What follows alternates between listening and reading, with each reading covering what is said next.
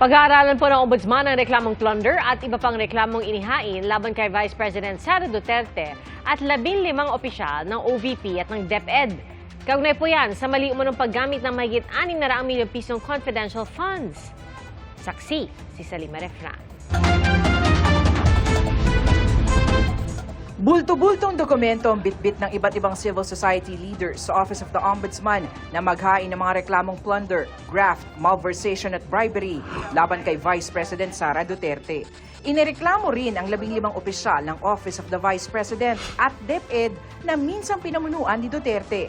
Kaugnay yan ng umano'y maling paggamit sa 612.5 million pesos na halaga ng confidential funds ng OVP at DepEd.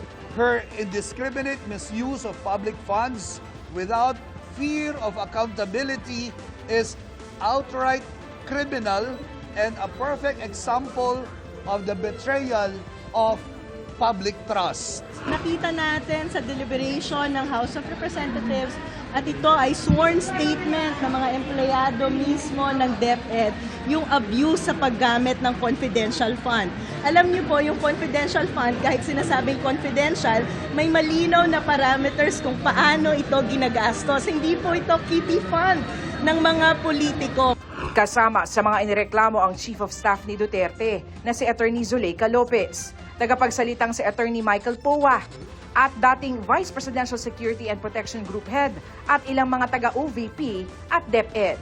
Inilakip ng grupo sa reklamo ang report ng House Committee on Good Government and Public Accountability na nag-imbestiga sa confidential funds ng BISE, kasama na ang mga acknowledgement receipts ng mga tumanggap ng confi funds gamit ang mga gawa-gawa umanong pangalan tulad ng Mary Grace Piatos.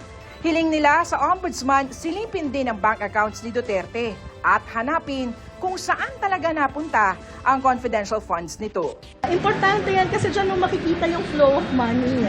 Yan ang mag-establish ng kaso ng plunder. Paano siya nakikinabang sa mga pondo na dumaloy sa bank account si VP Sara. So magandang magkaroon ng disclosure mula sa Anti-Money Laundering Council. Galit po tayo sa nanggagamit, galit po tayo sa kasinungalingan, galit tayo sa nagbabaluktot ng katotohanan. Walang politika dito.